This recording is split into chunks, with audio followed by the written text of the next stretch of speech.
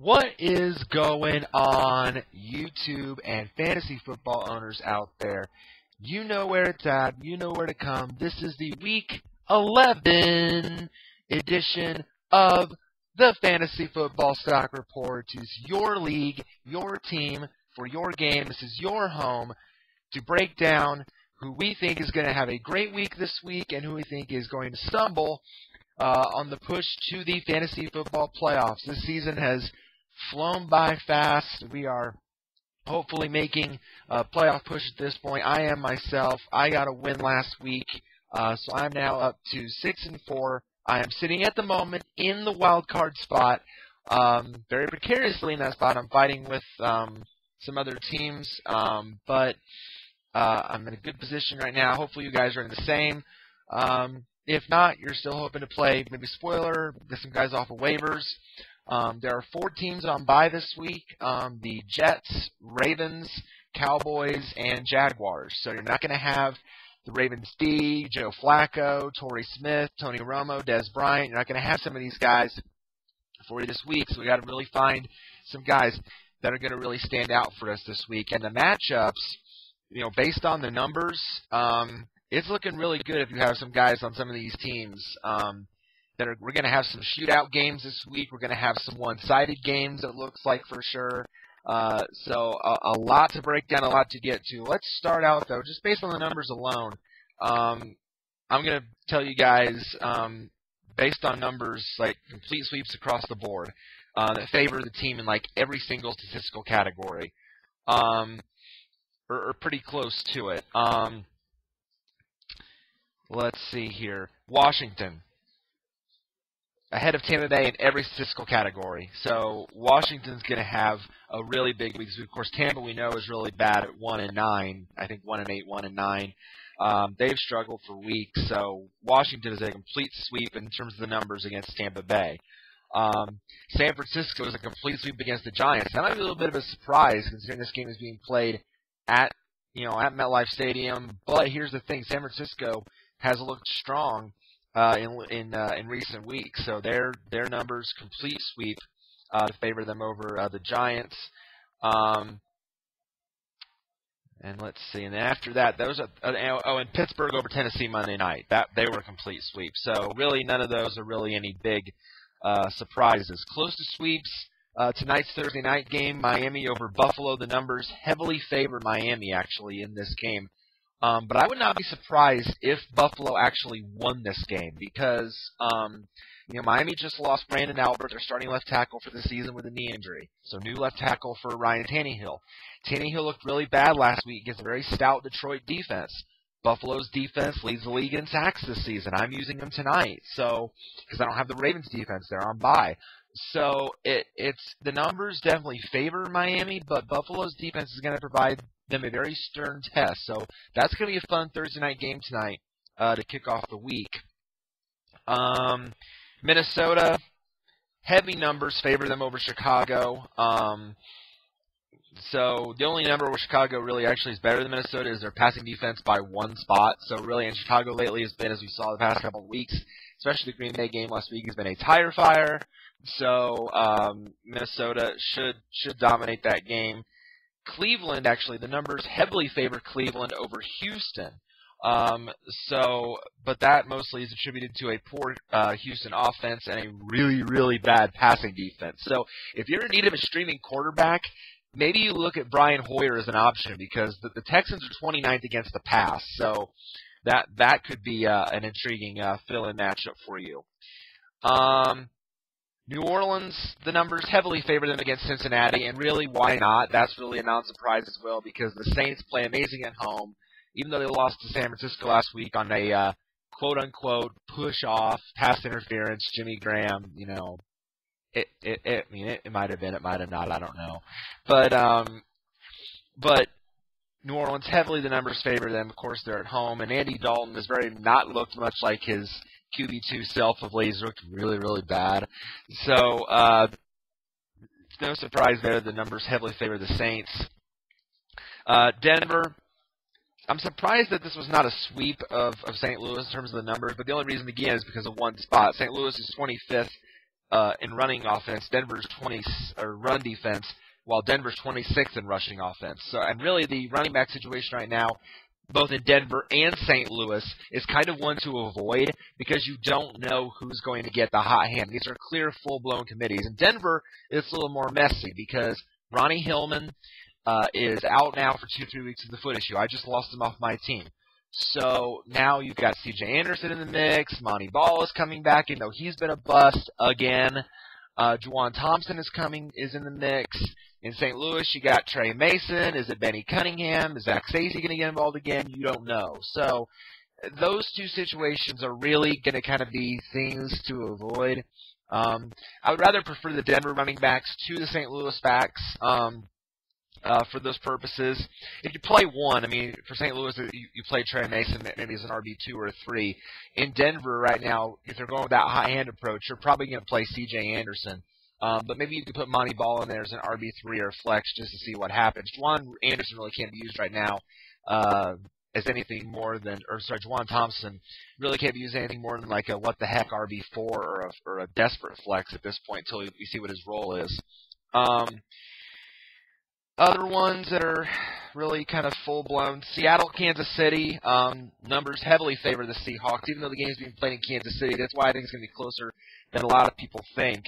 Of course, the big stat that favors the Chiefs is they're first against the pass. So I don't think you're going to see a lot of Russell Wilson in that game. I think you're going to see more of beast mode like we saw last week, more of Marshawn Lynch. Marshawn Lynch had a 40-point game last week. I mean, that really helped his fantasy. If you played Marshawn Lynch, you probably lost, okay? Because same if you played Aaron Rodgers. Aaron Rodgers had 48 points in his CBS league. If you played Aaron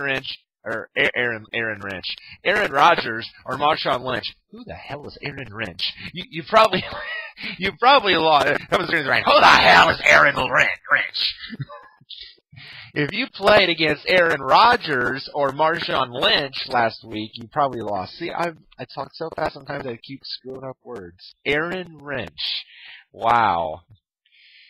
With the such and such pick in the draft, they select Aaron Lynch. You know. So, someone's going to get me on that. I'll probably put that on the Twitter blooper of the week. This week, I made up a guy named Aaron Lynch. If you played against one of those two guys last week, you probably lost. We're going to see more of Marshawn this week, I think.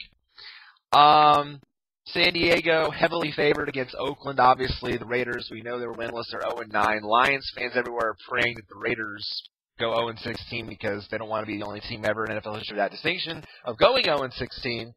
The only stat that favors the Raiders, they are 27th against the run. The Chargers are 30th in the league in rushing, but the Chargers likely get Ryan Matthews back this week, so that's huge for them. Brandon Oliver will go back to his duties, kind of more of the Danny Woodhead role, the third down, change of pace back. So Ryan Matthews, that'll be a huge boost for the Charger offense. Detroit, this is actually surprising. Detroit, the numbers favor Detroit over Arizona in 3 out of 4 categories. I was quite surprised by that. Passing defense and rushing defense all favors Detroit. But again, that's the thing. The Detroit defense has been strong all year. We know that. And with the way that they're, and Reggie Bush, I just got an alert, a SportsCenter alert on my phone about a few minutes ago that Reggie Bush probably won't play this week. The team's really leaning on him not playing this week. So we'll see more of Joy Bell. We'll see more of Theo Riddick. So they're getting those guys involved, but not great against the run. The Cards, the only number, again, that favors them is they're stout against the run. The Cardinals are third against the run. But the passing D we know is terrible. They're toward the bottom of the league in that stat. Lions stout against the run. So Andre Ellington's, is not going to be a must-start option this week. But you're going to see a lot of more Matthew Stafford, a lot of Calvin Johnson, a lot of Golden Tate, I think, in this matchup as a result. And then after that, and the other big one, actually, surprisingly, the Colts, numbers heavily favor them against the Patriots. The only number that favors New England is passing offense. So obviously, you're starting Tom Brady. The Colts are toward the bottom of the league against the pass. They're 27th against the pass. So obviously, you're starting Tom Brady. You're starting Andrew Luck. Those are no-brainers. But the Colts are actually very stout. They are better than the Patriots against the run. The Colts are 14th in rushing offense. The Pats are 22nd against the run. The Colts are 9th against the run. The Patriots are 19th in rushing. So the Patriots backs, if you're starting one, you're probably going Shane Vereen, but you don't know what Jonas Gray's role is going to be in that, or maybe even James White. We'll see what happens with him, but you just don't know at this point what the role is going to be with these guys. And then really the coin flips, tough matchups. You might either start these guys in different situations or not. Carolina, Atlanta, that's probably going to be a pretty ugly game. Those are really just two really, really bad offenses, or not offenses, defenses going against each other. So you're definitely starting Matt Ryan. But you can get away with starting Cam Newton as a solid QB 1-2 up with upside this week. If you don't have Tony Romo or you don't have Joe Flacco, on bye week, you could probably get away. Now, the only concern I have with Cam Newton, and a lot of people have probably mentioned it in media as well, is that is Cam Newton hurt? Is he injured? Is he he looked really hobbled out because Philly sacked him 9 times. 9 times, I need to emphasize again, in the Monday night game. 9 times. So he has to be sore in some respects, but hopefully he's using this week to recover, to get up for that game. We'll see what happens, but man, he looked really, really bad on Monday night. So, but Atlanta's 32nd against the pass, so I think you're going to see a lot of Cam Newton. You're going to see a lot of Kelvin Benjamin. He saved his fantasy week last week, by the way, with those 2 late touchdowns. Otherwise, he would have done nothing for your team. So he could bounce back.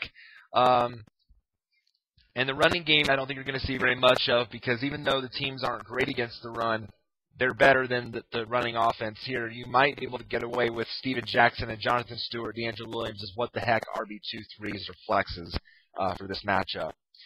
The other coin flips, not a whole lot in terms of coin flips. The only other one I think is Philly-Green Bay. Yeah, Philly-Green Bay.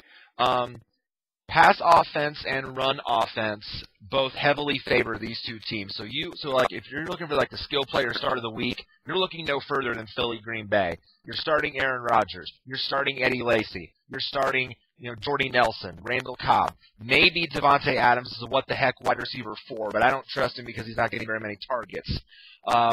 You're starting Mark Sanchez. You're starting LaShawn McCoy. You're starting Jordan Matthews at this point, because Jordan Matthews clearly, I put out a blurb on Twitter. If you were in need of help at wide receiver, I hope you got Jordan Matthews off the waiver wire, because clearly he is Mark Sanchez's big target weapon. I went out, tried to get after him. I got beat out. That's one of the downsides of having a good record, because you get beat out in the waiver order. But Jordan Matthews, I think you can start him as honestly a wide receiver, either a 2 or a 3, because with bye weeks and the fact that he's playing so well, you can start him. You can obviously start Jeremy Maclin as his rock solid wide receiver 1.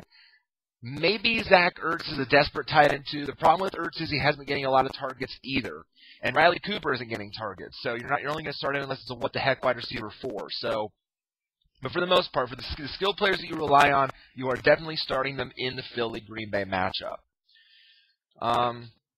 So that's what the numbers say in terms of the matchups. Let's just now go ahead and break it down position by position. Starting with quarterback, again, these 5, as I mentioned, the top 5 are no-brainers. These are guys, again, you've relied on all season. Peyton Manning, Aaron Rodgers, Andrew Luck, Tom Brady, Drew Brees. I mean, those guys are rock solid for you. They're going to be in high-octane, high-offense games. Luck and Brady, of course, are going to be in the shootout in Indy. Rodgers and the Eagles are going to be, those are your 2 shootout games. Of course, Manning's going to destroy the Rams, and Breeze plays better at home anyway, going to be against Cincinnati. So those guys, no-brainers. Then the next 5: Phillip Rivers, Matthew Stafford, Jay Cutler, Ben Roethlisberger, Matt Ryan. Obviously, Phillip Rivers matchup at Oakland, juicy. Love that matchup. Obviously, now Oakland, actually, their strongest strength, they are strong against the pass. They are 18th in the league. That's their best defensive stat for an 0-9 team. But you're not sitting Phillip Rivers. You're not sitting the Chargers in this matchup. It's just too good to pass up. So you're going with Phillip Rivers. You're rolling with Matthew Stafford. You're going to see a lot of, again, the Lions passing attack against Arizona because the secondary is so porous. The one that worries me a little bit, obviously, is Jay Cutler, because, again, I'm surprised he's rated as high as he is because, again, let's face it, the Bears have been, as I mentioned, a tire fire. I mean, they've just been so awful. But the thing that really helped, and Minnesota, actually, their strongest statistic is against the pass. You realize the Vikings, who are not one of really the top tier teams in the league, are fourth against the pass. The Vikings are very strong. So Color on CBS is projected for 22 points. I'm not sure he reaches that this week. I think it's going to be very, very difficult, because this is a tough matchup, and Chicago is struggling. I don't like, I'm a big believer in momentum, but I'm also a believer in the opposite of momentum, as in backsliding, as in a downfall, as in a complete garbage down the tube. George Carlin can you say down the tubes? Well, here you go. The Bears just went down the tube. Look at the tube. I mean, it just went completely down the tube. I mean, that's what's happening right now. We're putting the blue, here's the blue water, and here's the orange water, and here's, you can shake them up both, and, you shake them up, and then you put them in, it's like, one's chlorine and one's, pH or something else, and there they go, and they blend, and that's the Bears' season right now. It's just kind of going down the tube. So, out of that group of 5, if I were to pick one that I'm not sure is going to hit their mark like a bus alert, it's got to be Jay Cutler. Because Rivers is going to destroy Oakland. Stafford's going to carve up that Arizona secondary. Big Ben's going to destroy Tennessee. At least in some pass. Even though the Titans, again, that's their strongest statistic. Tennessee's 11th against the pass. But the Steelers are 4th in offense. And Big Ben, the Steelers are going to be playing angry because they just lost to the Jets. I cannot imagine a scenario where the Steelers lose 2 straight weeks to 2 sub-500 teams. I can't see that, especially on a Monday night. So, I can't see that happening. Ben's going to bounce back. And, of course, Matt Ryan's going to carve up Carolina in that porous defense. So, I think any one of those, at least 4 that I mentioned, are safe. I'm not thrilled with Cutler because, again, the Bears. 11 through 15, Mark Sanchez, Colin Kaepernick, Eli Manning, Cam Newton, Josh McCown. Obviously, to me, I mentioned it, Philly, Green Bay are starting those guys. Sanchez, to me, I don't have Tony Romo this week. He's on a bye. I love the fact that I picked up Mark Sanchez. Look, it's the Chip Kelly offense. Again, I mentioned it last week. I said forget about it. Forget his past. Forget the butt fumble. Forget all that. He will make a mark in Philly. It is an offense that is tailored to quarterbacks, and he's going to thrive in it. So, again, if you don't have a Tony Romo or a Joe Flacco this week because of the bye, Mark Sanchez, this is going to be a game where he's going to have to throw. If Philly gets down, with going to Green Bay where Rodgers has been hot, Sanchez is going to have to throw the football. They can't keep pounding it with LaShawn McCoy. Even though the matchup's good, Green Bay is 30th against the run. Even though the matchup favors LaShawn McCoy, Sanchez is also going to have to throw. So it favors him here. It really does. So I like Mark Sanchez this week. Again, is a solid QB1 with upside because he can thrive in this offense.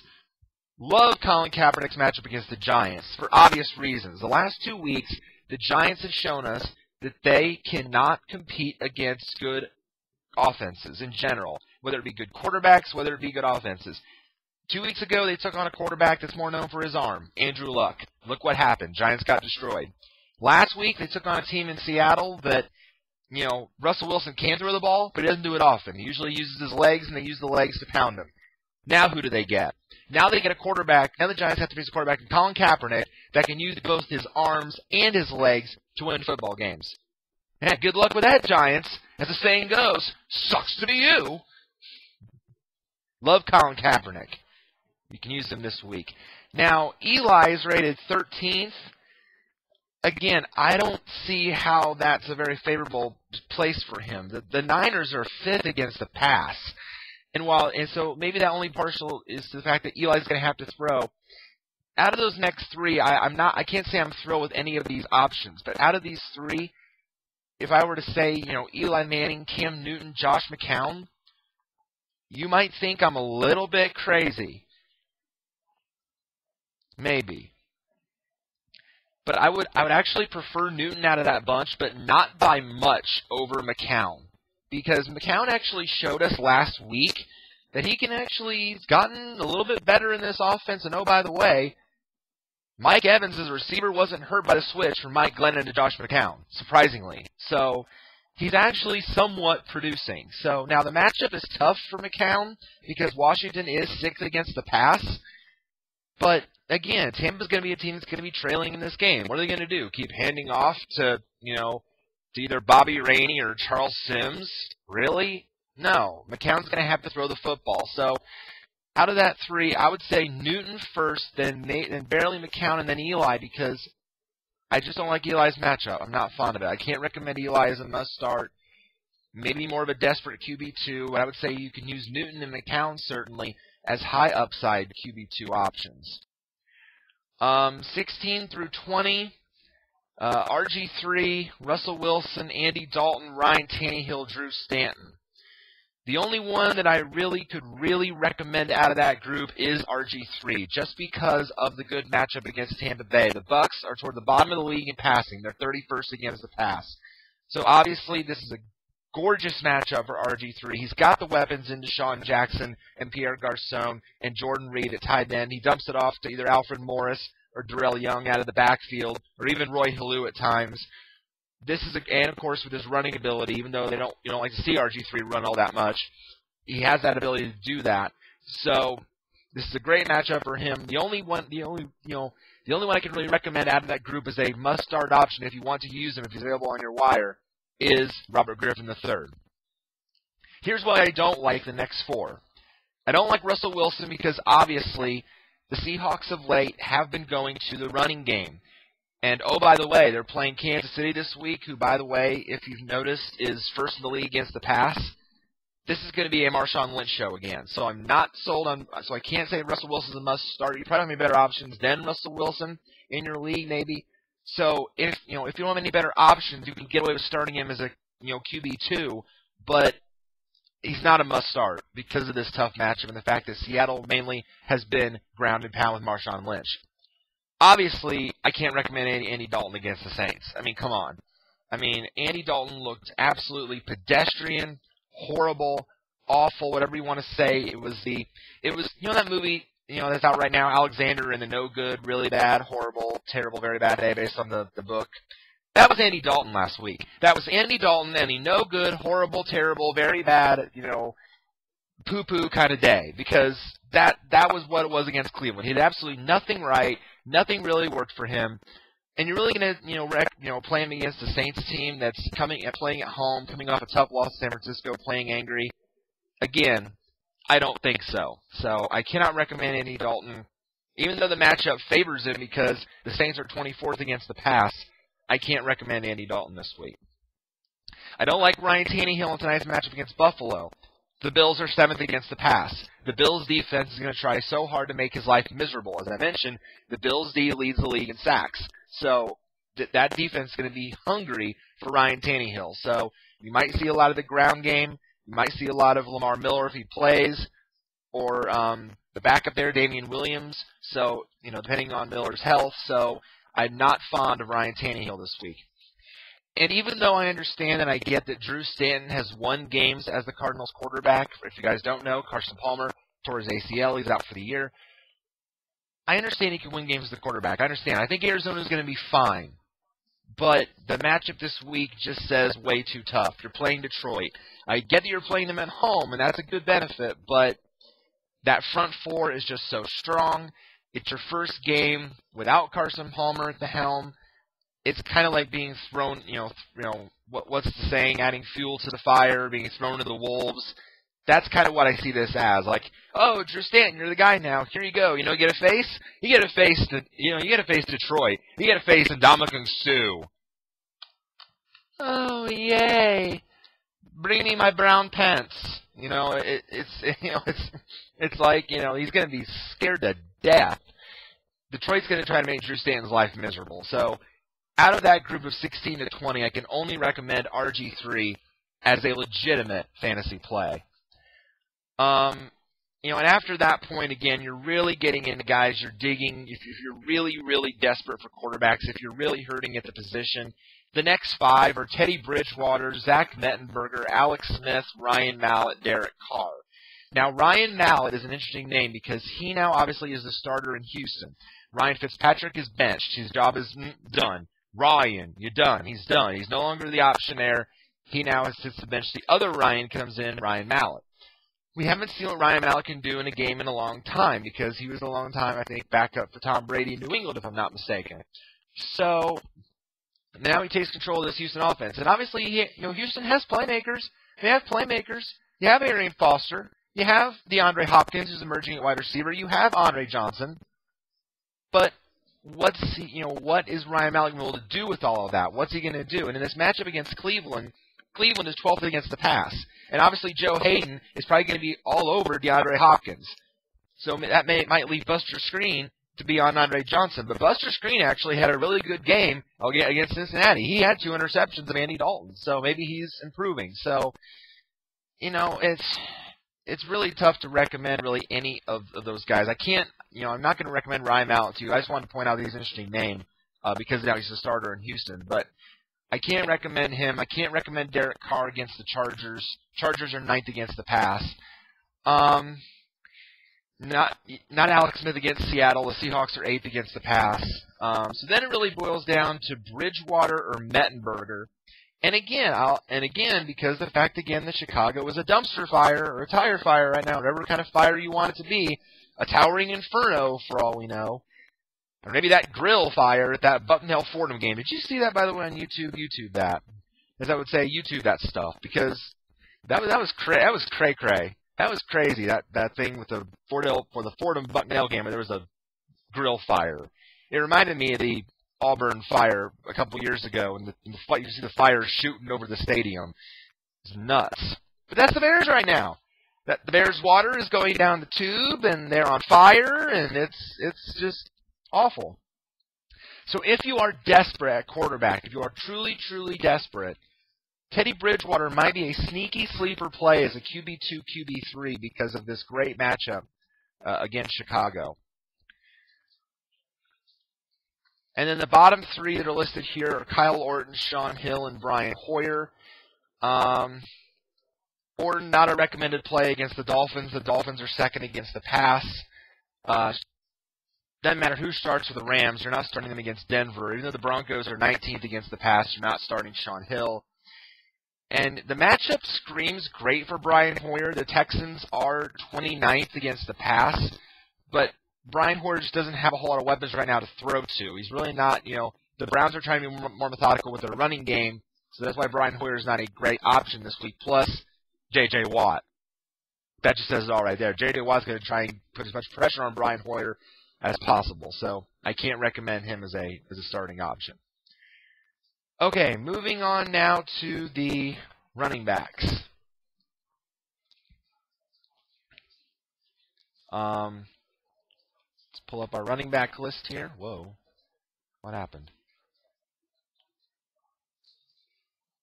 Okay. Hang on. Close that. There we go. All right. Running backs this week.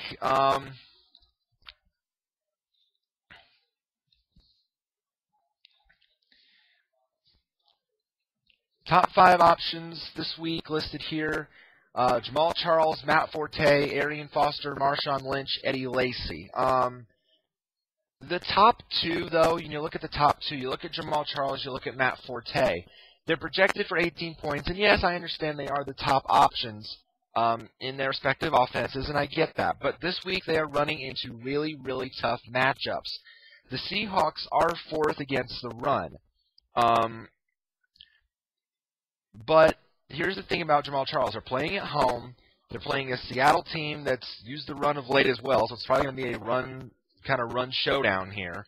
Considering the passing offenses are toward the bottom of the league, this is going to be a Marshawn Lynch versus Jamal Charles battle, I think. So really, even though the matchup is tough, you can't afford to sit Jamal Charles when he's healthy. He's just too good. Full practice this week. He was kind of in doubt with a shoulder and an elbow issue, but full practice, he's going to play. So he's good to go for this week. Now, Matt Forte, again, as the Bears' offense goes, usually it goes with Jay Cutler. But again, it's kind of a situation where you really can't afford to sit Matt Forte based on all the bye weeks and the matchups. And the Vikings aren't exactly stellar against the run. They're middle of the league. They're 16th against the run. So even though the Bears aren't great against the run, running the ball themselves, they're 25th. you probably can't afford to sit Matt Forte. So, but between the two, again, in this case, based on the matchup, just based on the matchup alone, I slightly prefer Matt Forte to Jamal Charles. It's very close, but looking at the matchup again, I think Matt Forte just is slightly better than Charles, but you probably can't afford to sit either guy. Now, there is a bit of a concern with Arian Foster. We saw last week with the reaction when he hurt, when he injured his groin, he went to the sideline, he slammed his helmet down.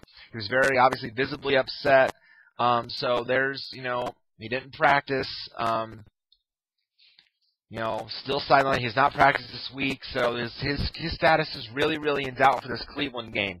So right now he is listed as questionable, so we want to monitor that throughout the week. But whoever plays at running back for Cleveland has a great matchup. The Browns are toward the bottom of the league against the run. They're 28th. So if you are a Foster owner that doesn't have him already, if he's still out there in your league by chance, or if you need some running back help, if you monitor this, go get Alfred Blue, because he is actually filled in very nicely as the backup running back behind Arian Foster. So just monitor that throughout the week. Keep that in mind. But obviously, whoever plays is a strong starting option in this matchup.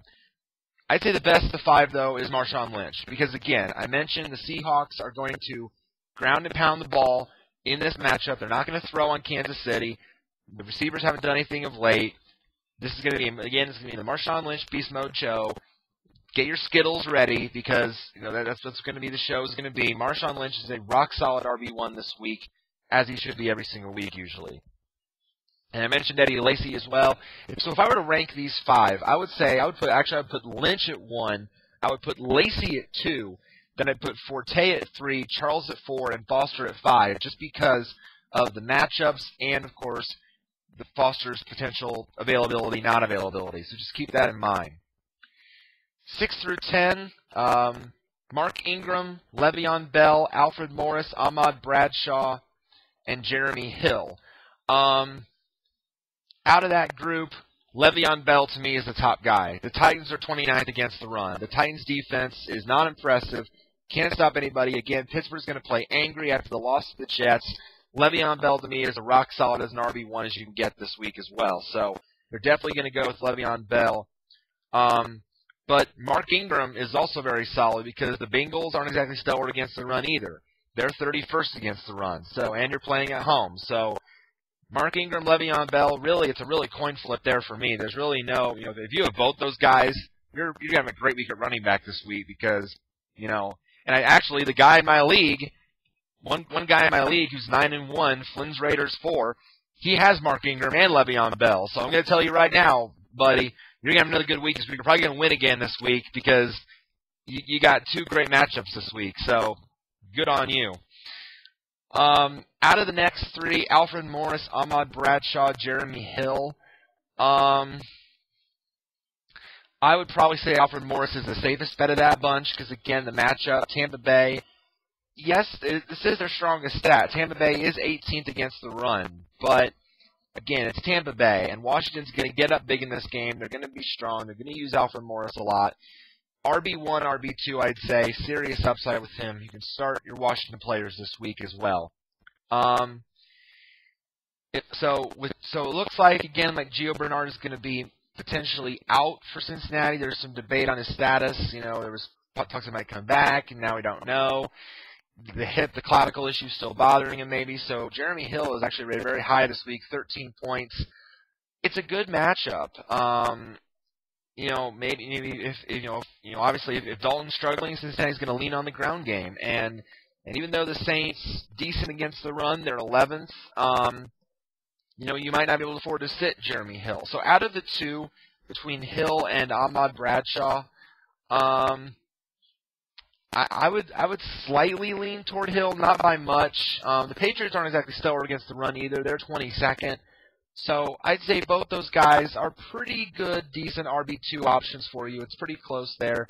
I'd say the way that CBS has it rated is probably how I would rate it also. I really can't separate one from the rest. I can't really call any of those guys busts this week because they actually all have really decent matchups, except for Jeremy Hill, who has the toughest matchup of that bunch.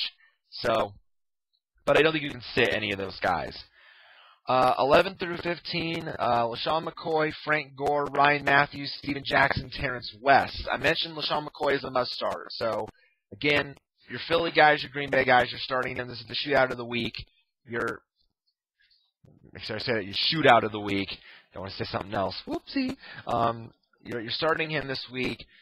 Again, Frank Gore against the Giants, to me, is a no-brainer. You might even be able to get away with starting Carlos Hyde again as a number 3 or what the heck flex, because the Giants are dead last in the league against the run, the 32nd. So Frank Gore to me is a no-brainer. As long as he plays. Now, he was limited in practice with a hip issue. So right now he is listed as questionable, so we want to monitor that. If he doesn't play, then I think Carlos Hyde becomes a guy that then suddenly becomes his RB2 value because of this great matchup, because of the fact that he's actually a really good speed runner. So monitor that situation. But whoever plays at running back for the Giants, I think you can use him as a starter this week. Now, what do we make of Ryan Matthews coming back to San Diego? Well, obviously, as I mentioned, big upgrade from what they've had. Big upgrade from Brandon Oliver. Big upgrade from Donald Brown. From Ronnie Brown. From any Brown you can name. What can Brown do for you? Well, not much in San Diego, because Ryan Matthews has been the guy. He's been, and now that he's back, this is a great matchup for him to come back in against the Raiders. Yes, the Chargers' run game has struggled, but now that they get him back, it's a big boost. So I think Ryan Matthews is going to have a really, really good game this week. I think you can put him back in your lineups as a definitely low RB1, high RB2. I think he's going to have a good week. Now, Brandon Oliver's still going to be involved. I mentioned that as a change of pace guy. So there's still a role for Brandon Oliver, but you really can't use him as anything more than like an RB3 or a flex because of his role being reduced. So Ryan Matthews now is the guy that's going to get the work. I think you can use him again this week. And between, Steven Jackson and Terrence West, I love Steven Jackson's matchup. Normally, Steven Jackson has been very, very hit or miss, inconsistent for the Falcons. But when you really look at it, he is the main running back they use. They have not turned it over to Anton Smith yet, clearly. I mean, he gets touches, but not, they do not get Devontae Freeman involved at all, really, anymore. So they're still handing the rock to Steven Jackson. And in this matchup going against the Carolina defense that is downright putrid and pathetic, then you can definitely use Steven Jackson in this matchup. The Panthers are 23rd against the run. It was one of two stats. They were actually decent in, but only by one spot over Atlanta's run offense. So Steven Jackson, I think, actually is a very solid RB2 this week. I really like this matchup, and I think you can utilize him and will pay dividends for you. Now, the Cleveland running back situation, this is a full-blown mess. I understand the Browns are 6-3 without Johnny Manziel, without Josh Gordon. I understand that. With Brian Hoyer, it's Brian Hoyer and a bunch of other guys.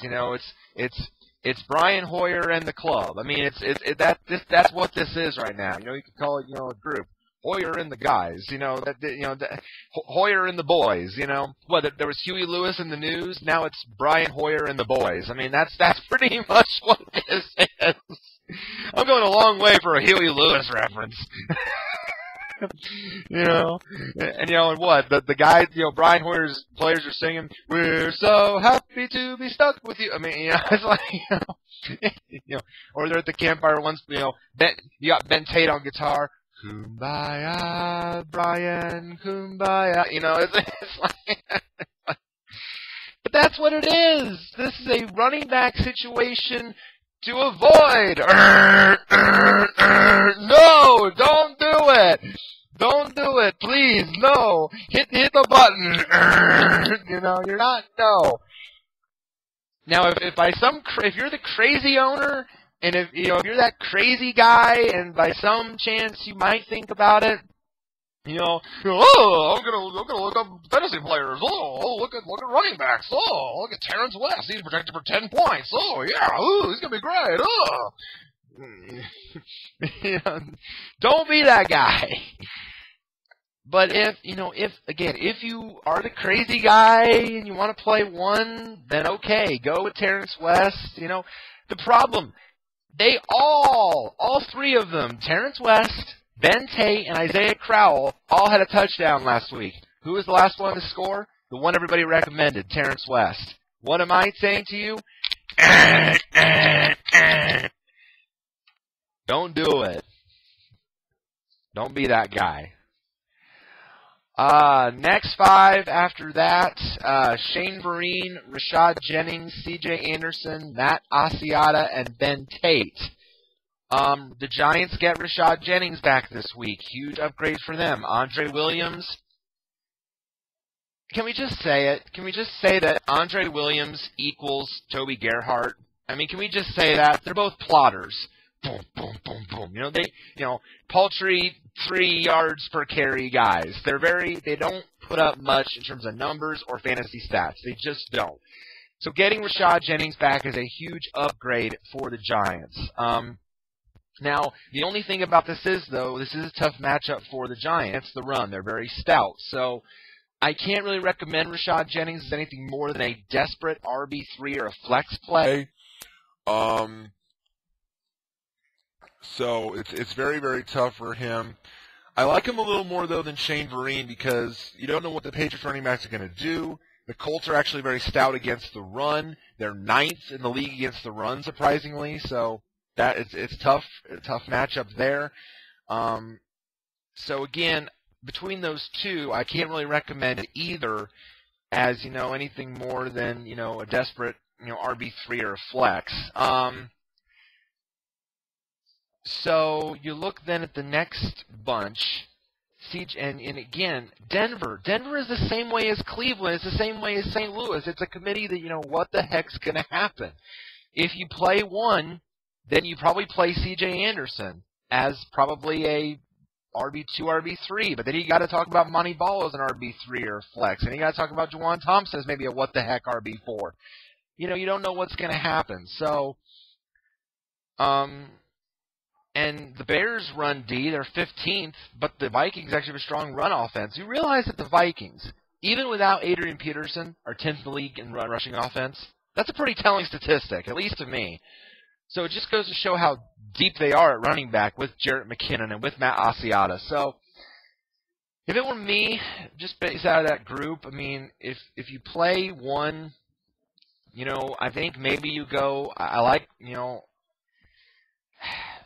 I gotta say out of that group, Asiata is the safest play. I have to say it, but it's true because I would say him. I'd probably say C.J. Anderson second.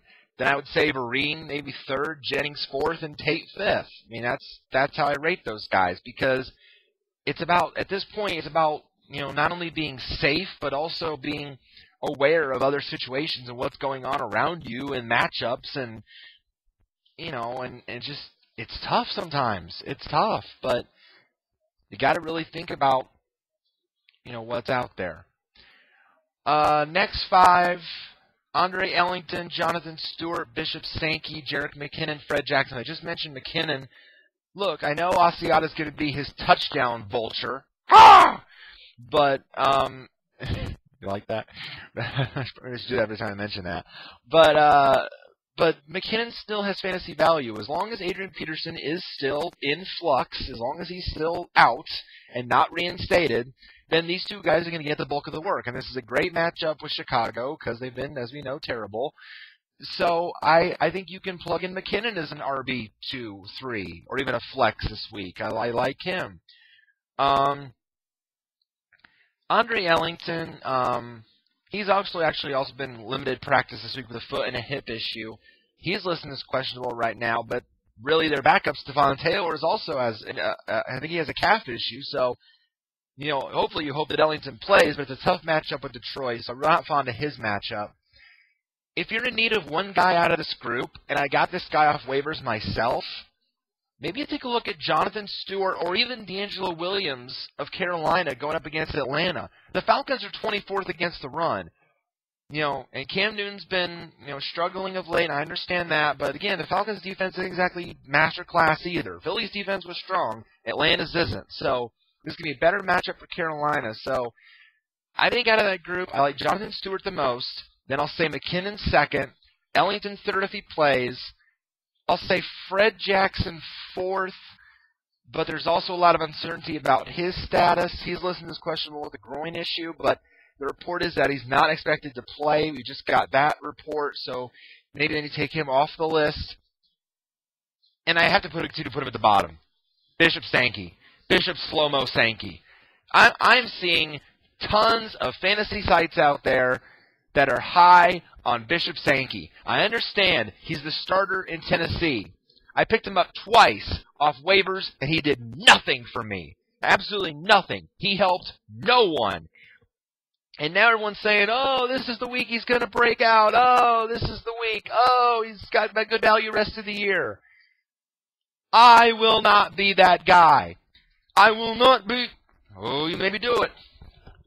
No, Bishop. No, Mr. Slow-Mo. Oh, I'm stuck in mud in the ground. No, you're not going to be that guy. Why do I always have to come out and talk about Tennessee guys? Why is that? Last year it was Ryan Fitzpatrick. Now he just got benched in Houston, and now everyone's talking about this Bishop Sankey guy. Oh my gosh, I can't believe this. This is crap. This is a piece of crap on a piece of crap. It's complete and utter crap. I don't understand this. Why is everyone talking about this Bishop Sankey? I understand he played well at Washington. That was college ball, son. This is the NFL. This is big boy league. Take your diapers off. Get out of those Pampers and put on big boy pants if you're going to show something. If you got the starting job, man, you got to take it. You got to run with it. But are you a plotter? Are you the guys like Chris mentioned? Are you like an Andre Williams? Are you like a Toby Gerhardt plodding through the mud? Oh, I got cement on my shoes. I can't move. Oh, what the heck is wrong with you? And now everyone's saying you're going to break out this week.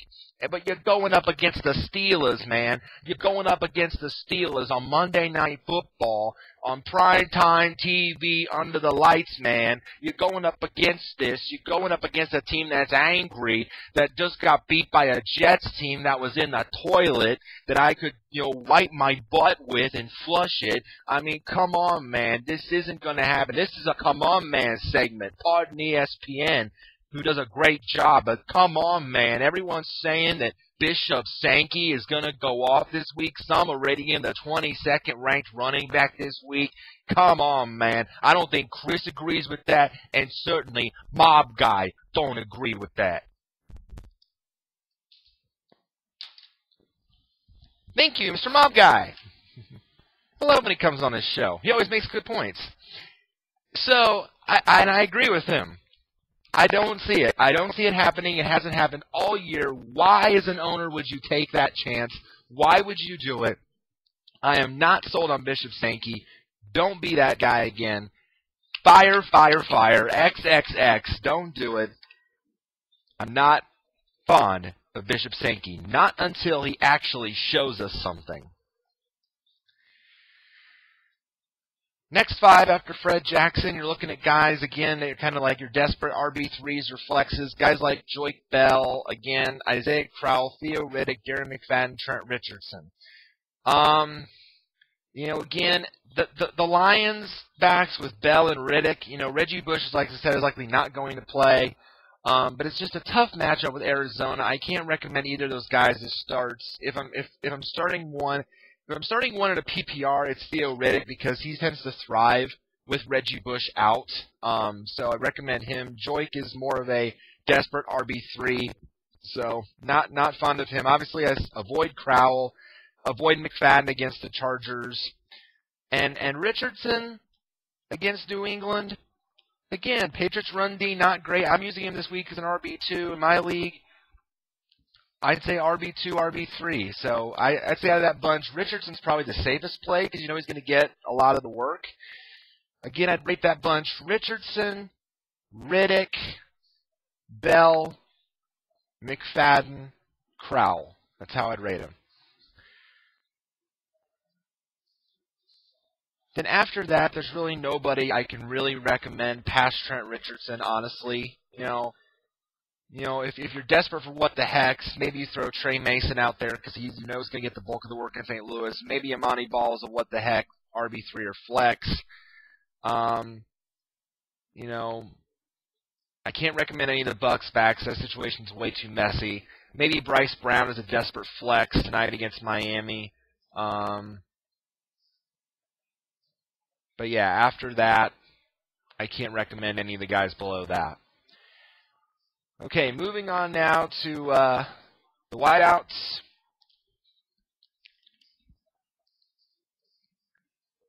Let's see here. Oop, there we go. Okay, wide receivers. Top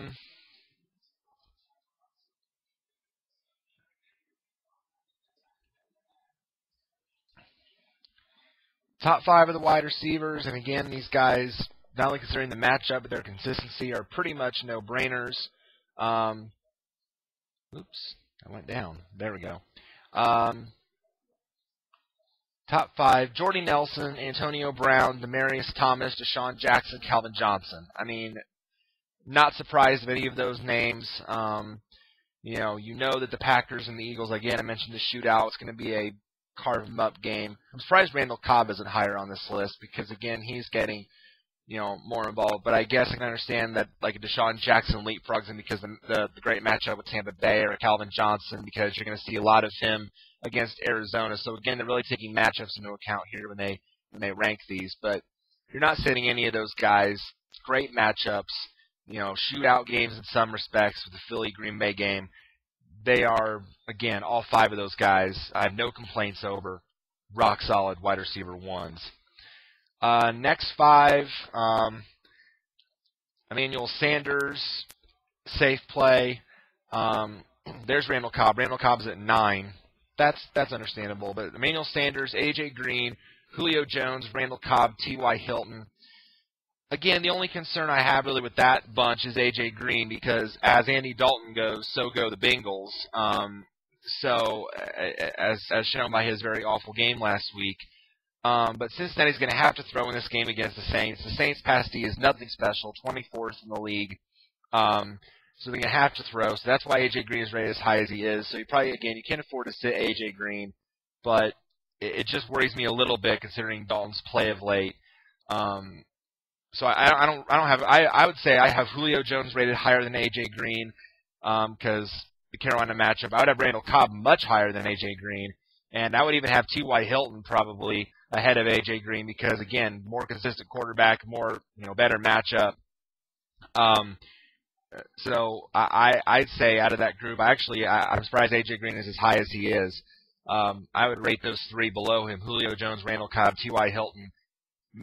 Maybe not far ahead, but at least just a little bit better than A.J. Green. I wouldn't have, those guys ahead of Emmanuel Sanders. But I would say that Green's a little too high on that list for me. I dropped down a few notches based on his quarterback's play of late. Next 5, 11 through 15, Jeremy Maclin, Mike Evans, Roddy White, Alshon Jeffrey, Kelvin Benjamin. Out of that group, obviously, I love, obviously I said Maclin is a must-start as they come. I love Kelvin Benjamin this week. Again, saved his fantasy week last week with those 2 touchdowns late in the game against Philly. Hey, it doesn't matter for fantasy if it comes in garbage time. It counts. So we're happy with that if we're a Kelvin Benjamin owner. So Kelvin Benjamin, I love the matchup with Atlanta this week. Again, the Falcons 32nd against the pass. I think it's gonna be a bounce back week for him. So he'll still put out his strong wide receiver 1 number. So I like Kelvin Benjamin. Again, I mentioned Mike Evans, how he's still thriving even in a tough Tampa Bay team at 1-9. He's now clearly the top option in Tampa Bay. Whether it's Mike Glennon, whether it's Josh McCown, Mike Evans is on my team. I love Mike Evans. I think he definitely is this rock-solid wide receiver 1 and 2, considering the matchup this week against Washington. Even though Washington, decent against the pass, Mike Evans is playing too well out of his mind right now. You can't afford to sit him. So I will say Maclin 1, Benjamin 2. I'll say Evans and Roddy White are pretty close, and actually for the 3rd, because again, Roddy White is a dream matchup again with Carolina. So Roddy White will certainly get involved as well. Obviously, Julio Jones is the main guy, but Roddy White's going to get his share too. So I'd say it's a toss-up between those 2 with Mike Evans and Roddy White. And again, I got to rate Alshon Jeffrey at the bottom because Jay Cutler, and in fact, the Bears have struggled. So even though Minnesota stout against the pass, they're 4th. If I can't afford again though to sit Alshon Jeffrey, but just be aware that he's not a rock-solid wide receiver 1 this week as he normally is, maybe more of a 2. Just because of this tough matchup and the fact that Jay Cutler is struggling. Next 5, Odell Beckham, Anquan Bolden, Martavius Bryant, Brandon Marshall, DeAndre Hopkins. I would say out of that bunch, I really like Martavius Bryant. Again, I've really talked up him ever since he broke out for the Steelers. And again, this is a dream matchup this week with Tennessee, and their porous secondary, and just their porous defense in general. Big Ben's going to have to throw in this game, at some point. Obviously, Le'Veon Bell is a dream matchup in this with the 29th rated run defense, but Ben's going to have to throw. Obviously, Antonio Brown is his top weapon, but Bryant has been getting more and more involved of late. He's really broken out, so I like him the most out of this bunch. I like Odell Beckham too. The Niners' pass defense is nothing to sneeze at. Let's see, Niners. Yeah, okay, actually they are pretty decent. I was looking at the wrong number. Niners are 5th against the pass, but again, Eli, if the Giants get down early, Eli's going to have to throw. Odell Beckham has been a big beneficiary lately. He's emerged as the top guy with Victor Cruz out. So, now Anquan Bolden, Giants are 25th against the pass. This is a great matchup for Anquan Bolden and the Niners. So actually, I barely prefer Anquan Bolden just a little more than Odell Beckham. Not by much, but just a little bit because the better matchup. So I will say, I'll rate these guys. Martavius Bryant, I'll put Anquan Bolden 2nd out of that group. I'll put DeAndre Hopkins 3 because Joe Hayden is probably going to be on DeAndre Hopkins most of that game with Cleveland and Houston. But I still say Hopkins is going to get some touches, so I'll rate him 3rd. I will put Beckham 4th, and I'll put Brandon Marshall a tentative 5th just because, again, of the tough matchup with Minnesota and Jay Cutler. I'm just saying. I'm rating the Bears down several notches because of the fact that they have struggled these last 2 weeks. 16 through 20, Brandon Cooks, Brandon LaFell, Sammy Watkins, Golden Tate, Mohamed Sanu. If Sammy Watkins plays tonight, and all indications are that it looks like he's going to, he's probable with a groin injury, so it looks like Sammy Watkins is going to play. But again, this is a tough matchup for Sammy Watkins because the Dolphins are so strong against the pass. They're 2nd against the pass. I think this is going to be a very run-oriented game with Buffalo and Miami. You're going to see a lot of the backs. You're going to see a lot of, if Fred Jackson doesn't go, you're going to see a lot of Bryce Brown and Anthony Dixon and, if Lamar Miller, if he plays. If not, you're going to see Damian Williams. So it's going to be a very ugly game, I think, with this Buffalo-Miami game. So I really, if he plays, I still think he's a strong option, but I can't recommend as a must-start. Out of that group, I would have to say I do like Brandon Cooks the most. But I will rate Golden Tate 2nd because, again, this is a great matchup with Arizona. So I will say I'll rate Brandon Cooks 1st, Golden Tate 2nd out of that group. I'll say what the heck, and I'll rate LaFell 3rd because, again, the Colts, they're terrible against the pass. They're 27th, so LaFell might get a couple good looks. He's obviously thrived here in New England, so maybe a what the heck wide receiver 3. But I'll rate him 3rd out of that group behind Cooks and Tate. So I'll rate him 3rd. I'll rate Watkins 4th, barely ahead of Mohamed Sanu, just because, again, of the fact that Cincinnati has struggled at quarterback of late as well. Next 5, you got Mike Wallace, Malcolm Floyd, John Brown, Jordan Matthews, Julian Edelman. Again, I'm going to be praising Jordan Matthews till the cows come home. If you are in need of a wide receiver 3, at least for the foreseeable future, I think you look no further than Jordan Matthews because, again, he's clearly Mark Sanchez's favorite target. I'm surprised he's this low on the list.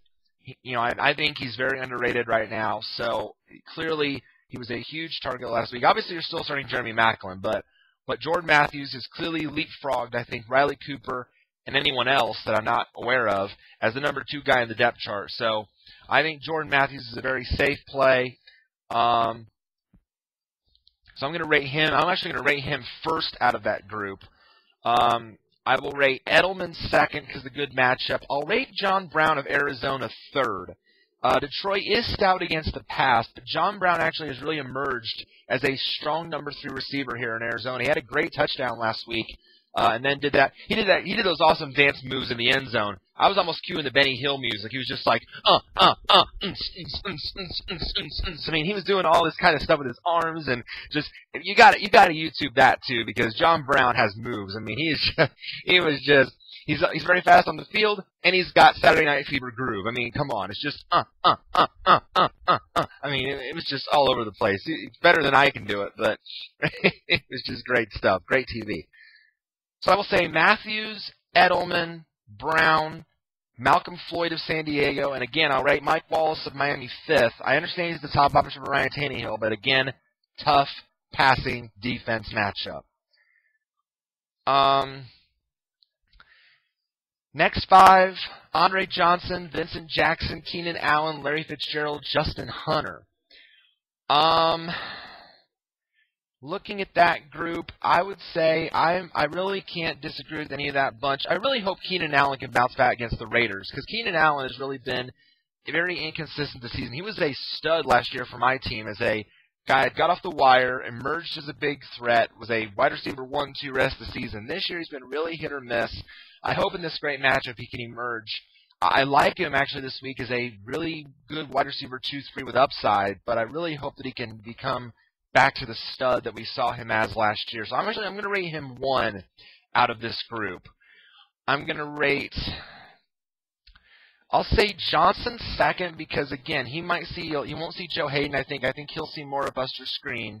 So I'll rate him 2nd. I'll put Jackson a very tentative 3rd, because again, the tough matchup with Washington plus Mike Evans has leapfrogged him, so I'm real worried about him. More of a wide receiver 3. Larry Fitzgerald, I'll put him 4th, and I don't trust anybody in the Tennessee offense, as you can clearly tell, so I'll put Justin Hunter 5th where he's at. Then at this point, we're really digging into guys that are more wide receiver 3, 4s, or what the heck guys. Next 5, Michael Crabtree, Pierre Garçon, Cordero Patterson, Reggie Wayne, Kendall Wright. I'm surprised that Pierre Garçon is that low. I understand Deshaun Jackson is the top option there, and he's going to get his, but I still think Pierre Garçon will have opportunities in this matchup to get scoring chances against Tampa Bay. So I'm going to say, out of that bunch, Pierre Garçon, I'd say, is a very, I have him barely above Crabtree, because again, those are two really good matchups. Giants are horrible against the pass, Tampa's horrible against the pass. So I will say Garçon 1 out of that group if you're looking for a wide receiver 3. Crabtree at 2. I'll say Reggie Wayne at 3. I'm going to try to get Wayne off waivers. I have him 3. I'll put Cordero Patterson barely above Kendall Wright, because again, I don't trust Tennessee, and they need to get, again, I'll say it and say it week after week until they do it, they got to get Cordero Patterson more involved here in Minnesota, and it's a great matchup against Chicago, so I'll put him 4. I'll put Kendall Wright at 5. But again, after that, I really can't recommend any of the guys below that. At that point, really getting the guys that are projected for 6 points or less. Maybe if you're desperate, Jennings in Minnesota, if he's going to be the guy that's more involved over Cordero Patterson, maybe a what-the-heck wide receiver 4, or a flex. But other than that, I can't recommend anybody below that.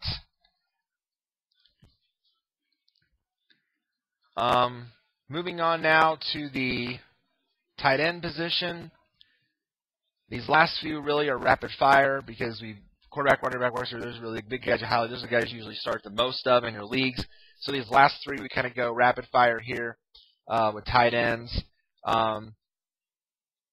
Your top 5 are your no-brainers: Jimmy Graham, Rob Gronkowski, Antonio Gates, Julius Thomas, Greg Olsen. These guys usually matchup proof. Usually start these guys anyway, regardless of matchup. I hope Gates has a big day against, again, the matchup really favors Gates to have a big day against Oakland. Graham to have a big day against Cincinnati.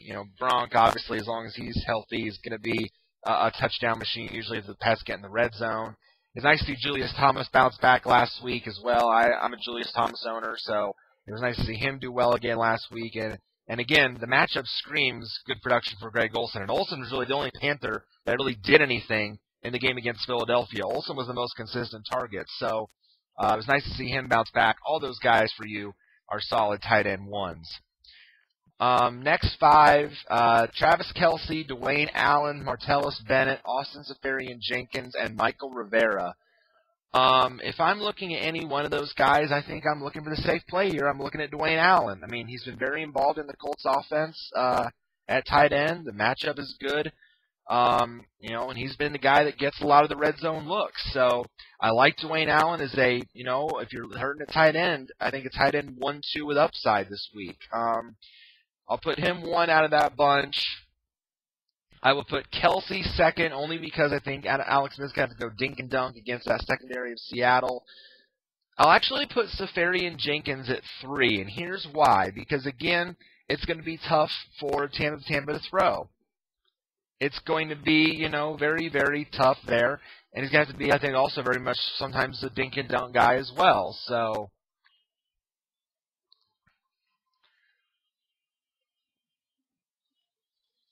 I'll rate him 3. And then Bennett, I'll rate 4, and Rivera 5, because I think both are going to kind of drop a notch this week again and struggle with those tough matchups. But after that, I really can't recommend anybody else either because of the struggles they've had. Fleener's not involved enough. Clay's going to have an off day because of the pressure on Tannehill. Davis has dropped off of late. Maybe a what the heck for Tim Wright or Brent Selleck just because they're in good offenses. But other than that, I can't recommend anybody below those guys.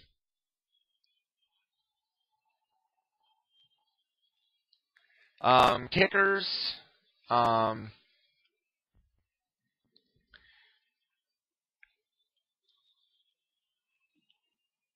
Top guys for the week.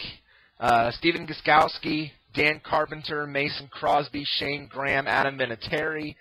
I'm surprised Carpenter is so high in that matchup at 11.5 points, considering that the game's going to be very low scoring and ugly. I'm surprised that he's rated as high as he is, but I love Gostkowski in the shootout. I love Crosby in the shootout. Graham of the Saints, great matchup there. Vinny, obviously. Nick Novak of the Chargers against Oakland, yes, dream matchup there. McManus of Denver against St. Louis. I like his matchup. Cody Parkey of Philly.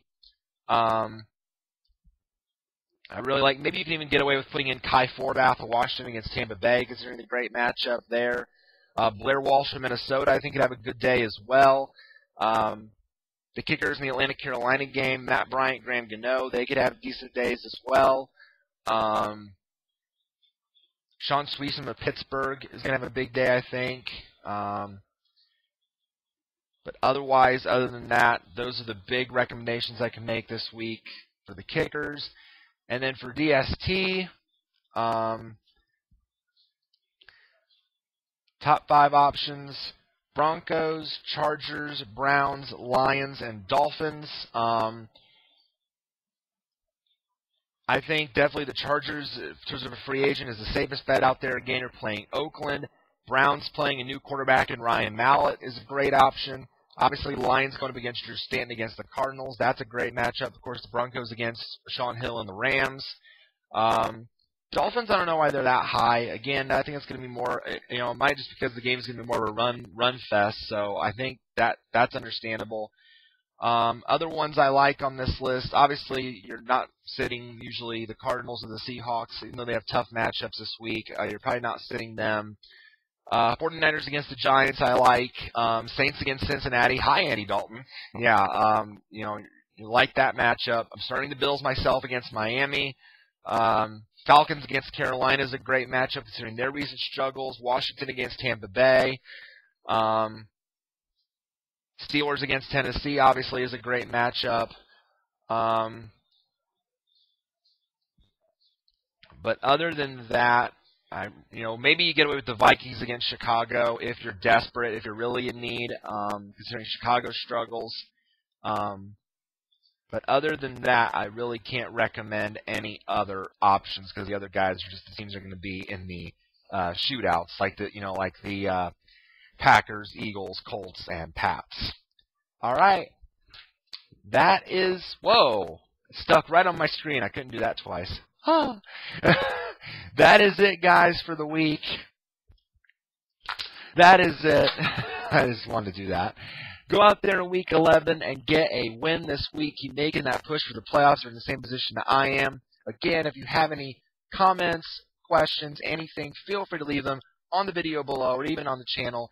I will check my Gmail, as always, throughout the weekend, up to the weekend, to see if you guys have asked anything. And we will be back again next week for the Week 12 edition, the last of the bye weeks. Huge for a lot of us owners. Right here on the FFSR for your league, your game, your team, and your home. God bless. Get a win. See you next week.